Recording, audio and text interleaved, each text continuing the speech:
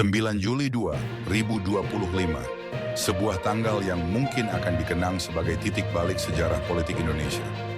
Untuk pertama kalinya, setelah bertahun-tahun ijazah Jokowi masih menjadi misteri, Bareskrim Polri akhirnya menggelar perkara khusus soal dugaan ijazah palsu mantan Presiden Jokowi. Tuntutan gelar perkara khusus ini datang dari tim pembela ulama dan aktivis TPUA yang selama ini konsisten menekan agar negara membuka dan menguji ijazah Jokowi secara ilmiah, terbuka, dan jujur. Pertanyaannya sederhana, apakah ijazah itu asli atau hanya rekayasa?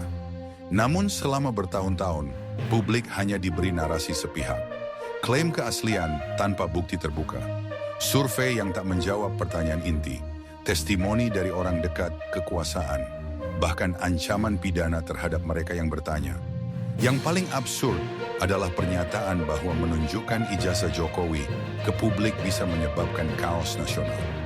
Lucu sekaligus mengerikan, selembar ijazah dianggap lebih berbahaya daripada ketertutupan yang dibiarkan. Di balik semua itu, muncul kejanggalan-kejanggalan serius. Kasmudjo menyatakan, saya bukan dosen pembimbing skripsi dan dosen pembimbing akademik Jokowi. Profesor Sofyan Effendi, mantan rektor UGM, menyebut banyak cacat administratif. Dan yang paling mengejutkan, Beator Suryadi mengungkap bahwa ijazah Jokowi dicetak ulang di Pasar Pramuka pada 2012. Nama Paiman Raharjo, ketua sedulur Jokowi, ikut disebut. Beberapa waktu kemudian, Pasar Pramuka terbakar. Kebetulan atau penghilangan jejak. TPUA datang ke gelar perkara ini dengan misi yang jelas. Menguji keaslian ijazah Jokowi secara ilmiah, terbuka, bisa diuji silang.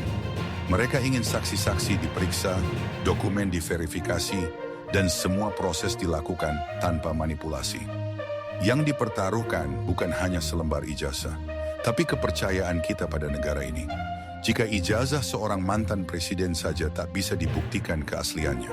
Oleh karenanya, pertanyaannya sekarang, apakah gelar perkara khusus dapat menjadi misi TPUA mengungkap palsu tidaknya ijazah Jokowi dan akhir dari misteri ijazah Jokowi? Jawabannya masih kita tunggu. Jika kamu suka konten yang kritis, tajam, dan investigatif mengulas fakta dengan jelas, jangan lupa tulis pendapat kalian di kolom komentar.